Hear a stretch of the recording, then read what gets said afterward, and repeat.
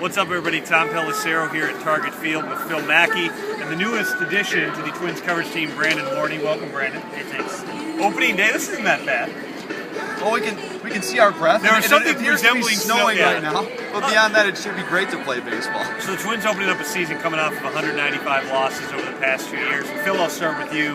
What did it take, first of all, for them to take a step forward, and what sequence of events does it take for them to do more than take a step forward? Well, I mean, this is a lineup with, if Hicks produces at all at the top of the order, followed by Mauer, Willingham, Morneau, you know what you're getting in that lineup. It's going to be a lineup that scores quite a few runs, but it comes down to pitching. You know, the Tigers are a good example and a good litmus test because if you took the Tigers' rotation and compared it to the Twins, it's likely that Vance Worley, the Twins' opening day starter, will be battling for the 5th slot in that Tigers' rotation. So the Twins are going to need some starters to overachieve, but first and foremost, they have to get guys going deep into games, 6-7 innings. You can't be taxing what looks to be a thin bullpen. So you know, if they can have guys go 6-7 innings and give the offense a chance to score 5 runs, maybe they surprise some people, but there's a lot of ifs that go into that. Brandon, you're the newcomer on this beat, but there's a lot of newcomers on this Twins roster too. Yeah, absolutely. And my contention would be the second three carry the key to this offense. And you're looking at guys like Chris Parmalee, Ryan Doman,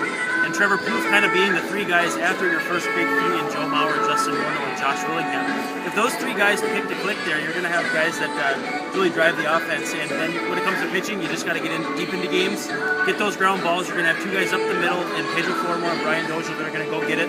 Pedro Flormore is going to be absolutely dazzling. If Dozier can move to second from short and do what he needs to do over there, you know, there's some wiggle room there for these pitchers to really outpitch what they're looking like here outside. And Tom, I would say this too, offensively, and throw defense into this mix too. Of the Hicks, Plouffe, Dozier, Parmalee group, 2 of those guys at minimum have to have relatively breakout seasons for this team to have a chance to be even halfway relevant this year. Well, one difference in the lineup too, Ron Gardenhire finally listened to you. Joe Mauer is going to be batting second today, and for the foreseeable future, it sounds like. It's logical, and the word they're using is ambush. They want to ambush teams at the top of the order, and there's no better way to do that than have a guy who led the league in on-base percentage last year, and Joe Mauer batting second. I've always said, if you have guys on your roster like Orlando Hudson or Ben Revere who are logical fits to bat second, do it.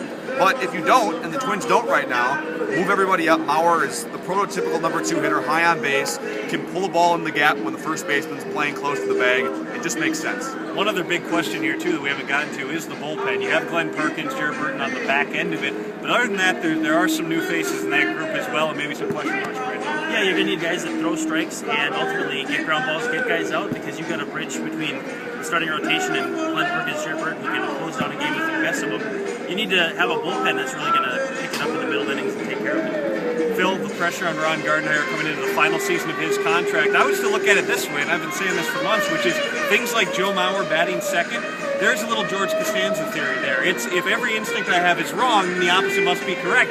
They've lost 195 games the past few years. Gardenhire knows if things don't go well, if they don't take a step forward here, he's probably gone, so maybe you throw some different things at the wall, go against your common thought. Right, and Gardenhire, I know that there was some consultation with the stat department on moving Mauer up, and also with Tom Bernansky, the new hitting coach. So, like Tom said, if you know that your job's on the line, you've got to change some things up.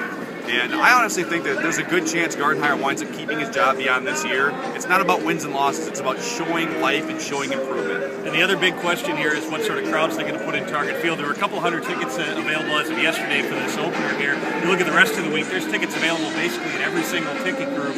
How many people are coming into Target Field? That's going to depend in part on how we play early on.